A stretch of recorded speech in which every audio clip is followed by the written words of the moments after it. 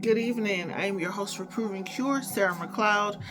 Thanks for tuning in. Today is Sunday, October 13th, and I'm here to talk to you about a few things. I know the title lends to the herb berberine and putting type 2 diabetes under control with the use of that herb. But before I dive into that, I want to talk to you a bit. A family member of mine actually told me that I need to talk to my audience a bit about my absence and show appreciation for the fact that I even have subscribers. So, because I'm always saying I'm busy, but I don't explain. So, in 2020, I started a sportswear line. In 2021, 2022, I entered the high fashion arena with my sportswear. The website is s-l.nyc. And after entering the high fashion arena, I got almost instant acclaim, okay? I have been published, my clothes have been published in Elle Magazine, Vulcan, L'Officiel. I'll share some photos here. And it took away a lot of my spare time.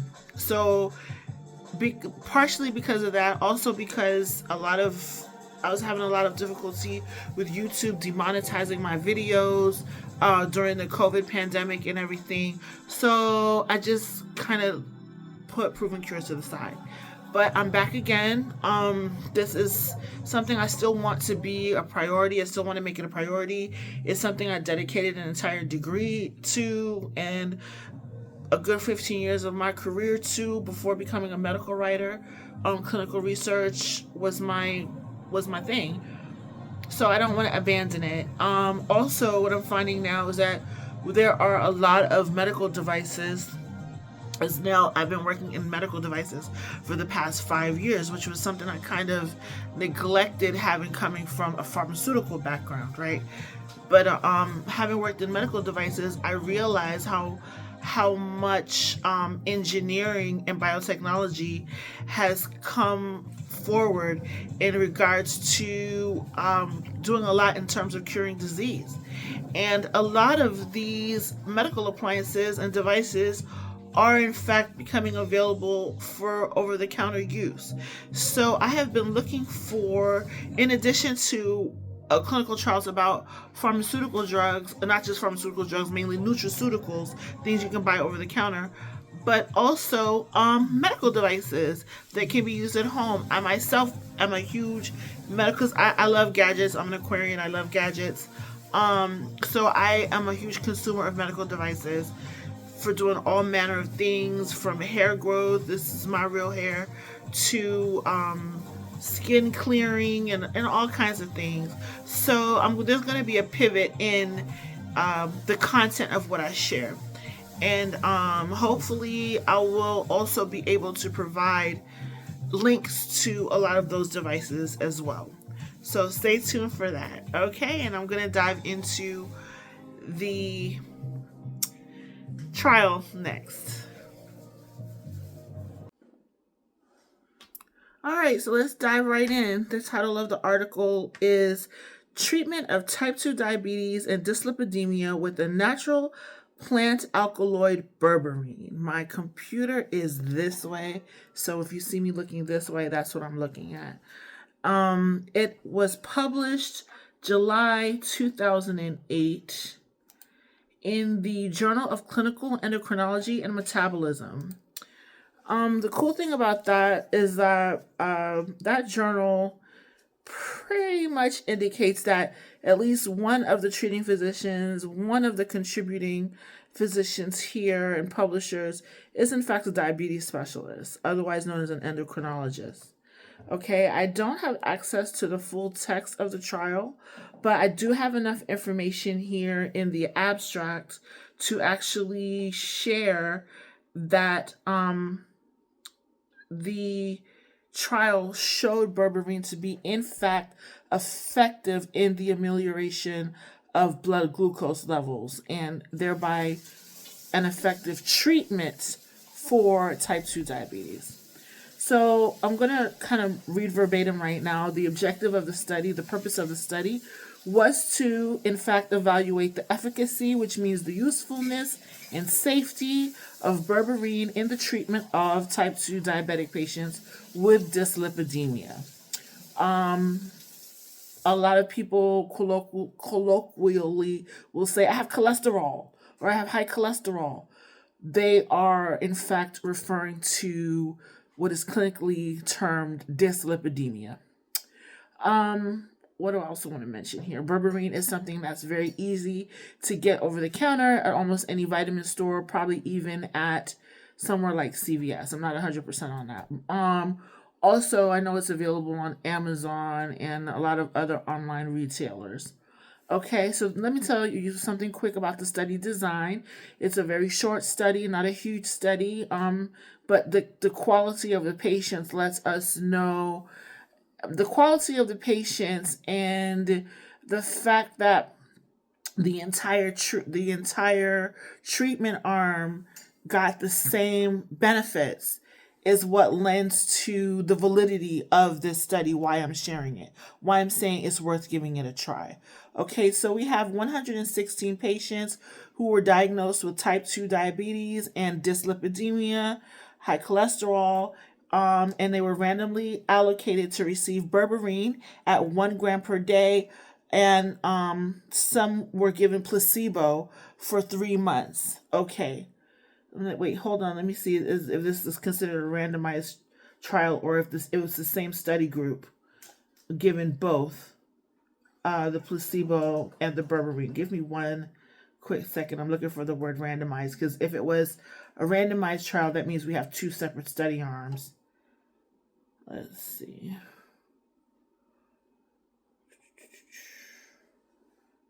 Yeah.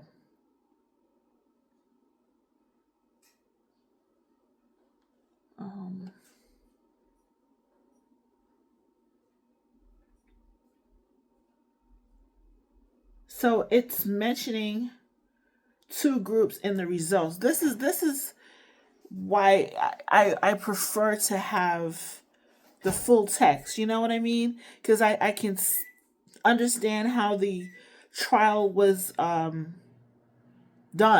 a lot better and a lot clearer than just reading it here because I have to explain it to you. But let's dive right in anyway. So clearly there was our experiment group, which was the berberine group, who were giving 1 gram a day. 1 gram is equivalent to 1,000 milligrams. So if you do decide to go out and purchase berberine, that is how you will purchase it. You're going to purchase it per milligram. So you're looking for preferably 500 milligram capsules because that is something that you want to space out over the course of the day. Why I say that? Because normally if you take 1,000 milligrams all at once, you will get stomach upset. Okay, so we do have, like I said, we have our experiment group and we have our placebo group. And each were given the experiment and a placebo for 3 months. The primary outcomes were changes to plasma glucose. This is what the investigators look for to look for benefit from taking the berberine or not.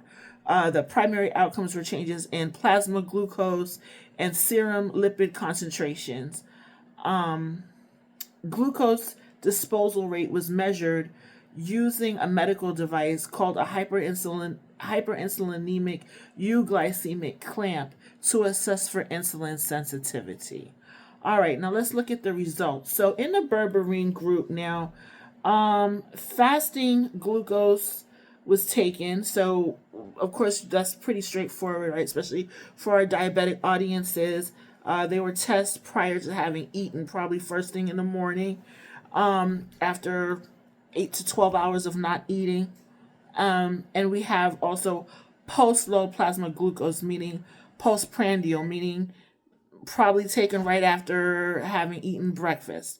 Okay, so in our berberine group, fasting glucose decreased from 7 to 5.6 over the 3-month period, and postprandial glucose, the glucose measurements after eating that first meal of the day, decreased from 12 to 8.9.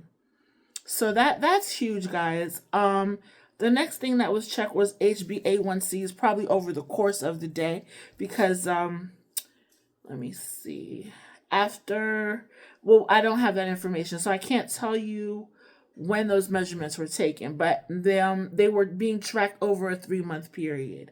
And over the 3 months, they were found to decrease from 7.5 to 6.6, which is huge, because ideally you want those HbA1c's to stay below 7.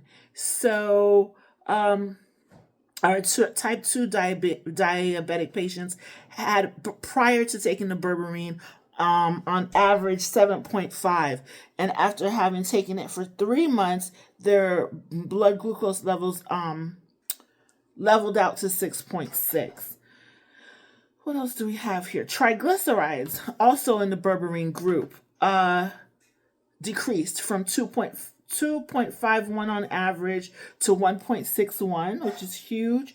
Total cholesterol levels also decreased from 5.13 to 4.35, and LDLs, low density lipoprotein cholesterol, decreased from 3.23 to 2.55, with all parameters differing from placebo significantly. The glucose disposal rate was increased after berberine treatment, clearly. Let's see. Mild to moderate constipation, however, was observed in 5 participants in the berberine group. And that's what I was touching on at first, guys, that berberine has been known in quite a few people to cause gastric distress. And I can say that because I lived with someone who took berberine for a while, who's also type 2 diabetic, who in fact stopped. And I asked her why, and that was the answer she gave me. So I wasn't too surprised to see that the study reported that some persons did have difficulty with constipation. So I went the extra mile to see what can be done to mitigate some of those stomach problems, so you don't have to just throw away the idea of trying berberine if it's something you want to try. All right, so first thing, I went to centerspringmd.com. I'm going to share the link for that here as well, so you don't have to just take my word for it. You can read it for yourself. And this site is also run by a medical doctor. They suggest adjusting the dosage, starting with a lower dose of berberine and gradually increasing it. They say that helps to minimize bloating and helps your body adapt to it. So they state that beginners should start with 500 milligrams per day and gradually increase over time. And this approach allows your digestive system to adjust and reduce the risk of discomfort. They further suggest taking berberine with food. Consuming berberine with meals can mitigate bloating. Food helps buffer the digestive system and enhances absorption. Incorporate foods rich in fiber, healthy fats like avocados, nuts, veggies. Can also help reduce bloating and improve overall gut health. A third recommendation includes the inclusion of both probiotics and prebiotics. Probiotics can be found in yogurt, but you can also take them as a supplement, and also kombucha. And then you also have prebiotics, which can be found in foods like garlic, onions, bananas, things like that. And prebiotics, I think, are also available as a supplement as well. They recommend to stay hydrated, guys. Drink plenty of water because it aids in digestion and helps food move through the digestive tract. So that should definitely help in the prevention of constipation. They talk about timing of supplementation. So taking berberine at optimal times can help reduce bloating. They recommend taking berberine before meals, as it can help with food metabolism. Okay. And let's see. That's, oh, there's more. Monitor your dietary intake, guys. So to minimize bloating, they're like this. There, stay away from sodas, all carbonated beverages. Stay away from high fat foods. Stay away from veggies that cause gas, like cauliflower and broccoli and cabbage. Uh, I don't know if that might be a good idea for taking berberine. I don't think that's a good idea for type 2 diabetic to stay away from broccoli and cabbage. Those things can, especially the water that comes off of cruciferous vegetables like that, really help to stabilize blood sugar and high cholesterol as well. So I wouldn't say to stay. Maybe you want to incorporate Beano into your regimen rather than stay away from cruciferous vegetables. I wouldn't tell you to stay away from cruciferous vegetables. Not being a diabetic anyway. They also said that legumes, beans, and lentils contain complex sugars that are hard to digest. Let's see what they do recommend as far as foods. Once again, this is very broad, very general. High fiber foods, fruits, veggies, Depends on the fruit. It depends on the fruit, where it's at on the glycemic index, whether or not I'm going to say, yeah, jump into that fruit. We were actually watching something about this earlier, like the best fruits on the glut for a type 2 diabetic include avocados, include strawberries, include blackberries. Those are low on the glycemic index and still have a pretty high fiber content. There's probiotic rich foods. I mentioned yogurt. There's also sauerkraut. There's kimchi. Those are foods that are usually unpopular in the American diet, just based on taste alone. They're sour. There's fermented food. So if you can't get around fermented food, maybe you could try kombucha, which is also a fermented tea. But these things, if you want to incorporate that into your eating regimen, your regular consumption, outside of taking another pill or capsule, that's the route you would have to go. They also recommend hydrating foods like cucumbers. That's a great idea. Watermelons and other water-rich fruits. Most fruits are water-rich. Once again, it's knowing which fruits are high on the glycemic index. I think what I'm going to end up doing another video for you guys about really looking at what fruits are in fact safe for diabetics, or safer than others.